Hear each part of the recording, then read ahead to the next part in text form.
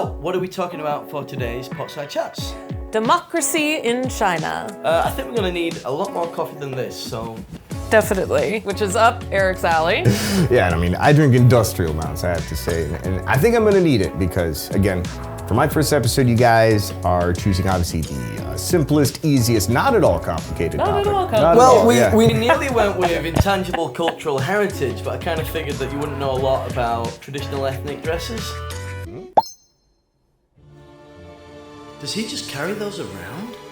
Oh, the coffee's here, thank you. Yes. Wow. So Eric, you have been here 15 years. What has been your experience with democracy in China? Many people, perhaps most outside of China, don't know that China does have an electoral system. So the way that this works is on the more local levels, it is a direct election, one person, one vote. And then the representatives that they elect, in turn, elect representatives at the higher level. And in addition to that, you have this kind of myriad of public input mechanisms.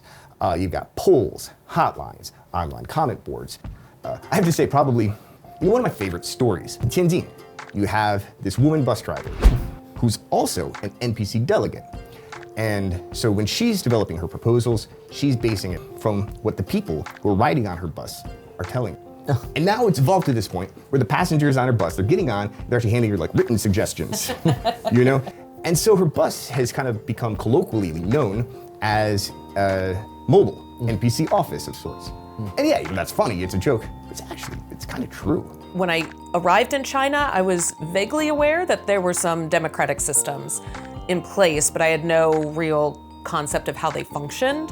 And so when China put out its white paper on whole process democracy in response to America's Summit for Democracy, I was very curious. Like, I really wanted to try and wrap my head around what China means when it says we're a democracy.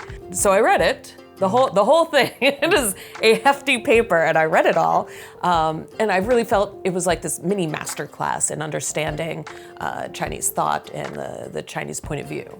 And you think the clue is in the name as well, like the Communist Party of China. Like, where does the democracy fit in? Well, that's where I started. And luckily, recently, I spoke to one of my favorite authors who writes about China, Kerry Brown, and he had some interesting things to say about how democracy is defined.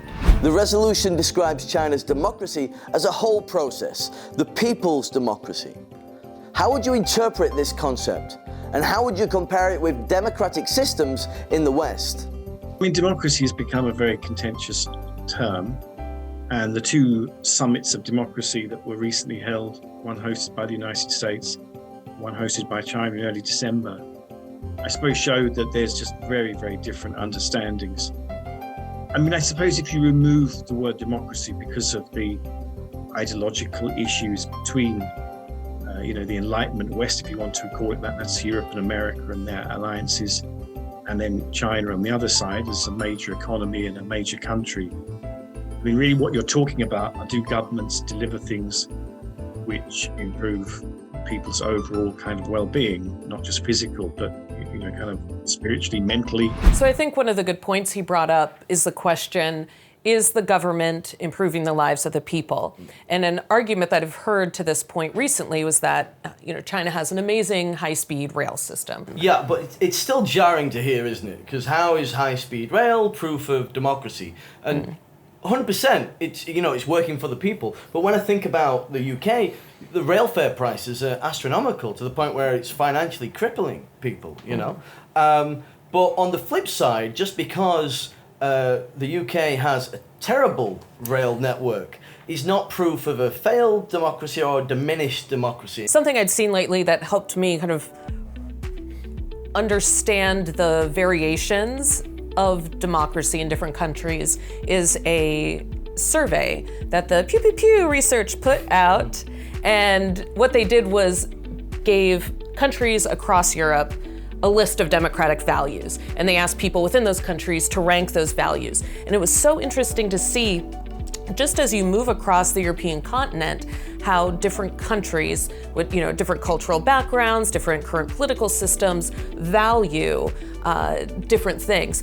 All those values still existed in every country, but they were weighted differently. Yeah, I'm thinking about the go-to arguments that miss the nuances of looking at democracy outside of a Western framework.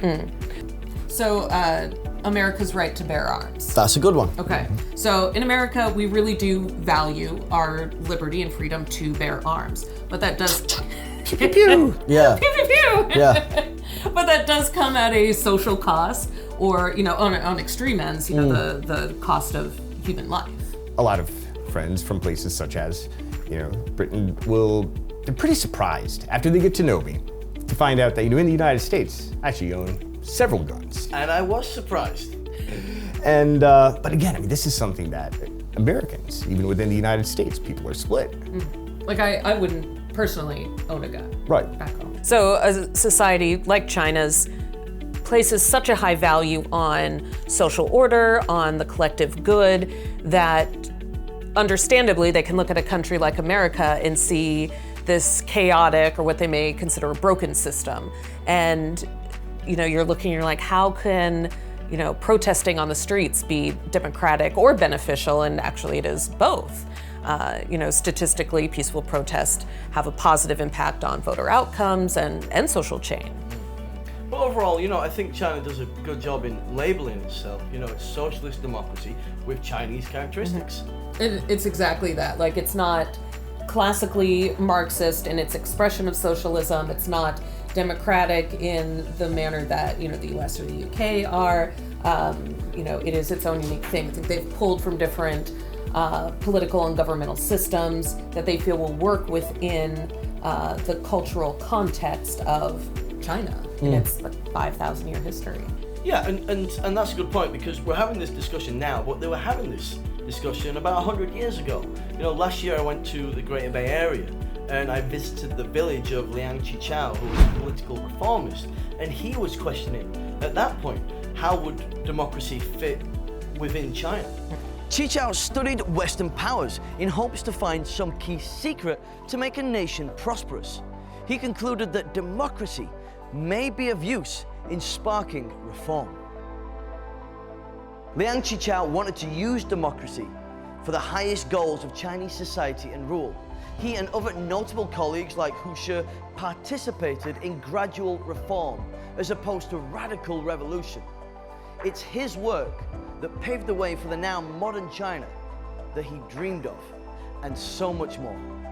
I think this is a great video, great example, but I am curious as to why we are only cutting to your videos, Nathan. Is this Potside Chats or Nathan's greatest hits? Okay, that's fair. Next episode we'll put in your films, okay? Okay. Scout's honor.